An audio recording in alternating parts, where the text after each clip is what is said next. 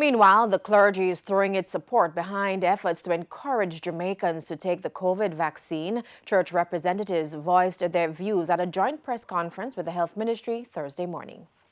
Based on the number of churches per square mile, Jamaica is greatly considered a Christian society. It's no wonder the Health Ministry jumped at the opportunity to partner with churches to improve the COVID-19 vaccine drive.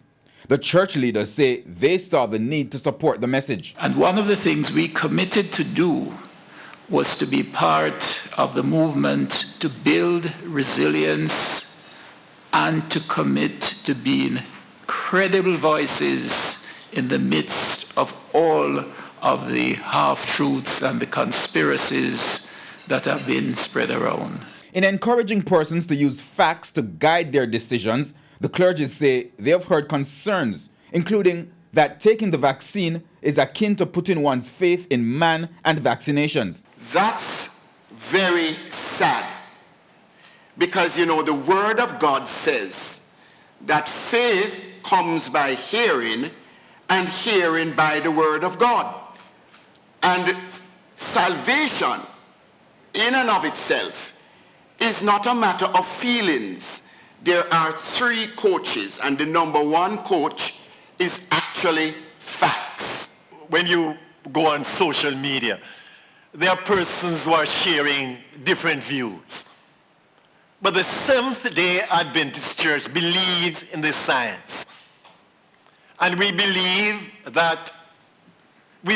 the efficacy of vaccine. And so we are encouraging our members to be part of this program, to take the vaccine, whichever vaccine is available. I certainly prefer to stand with God and be judged by anti-vaxxers than to stand with anti-vaxxers and be judged by God. In light of the strain on hospitals and the deaths because of the third wave, they believe church members have a key role to play. Christians, please lead the way. Let the Holy Spirit lead each and all of us to be vaccinated.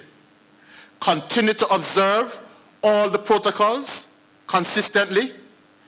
Be attentive to the needs of the weak and the sick, and pray unceasingly for the end of the pandemic. Herman Green, TVJ News.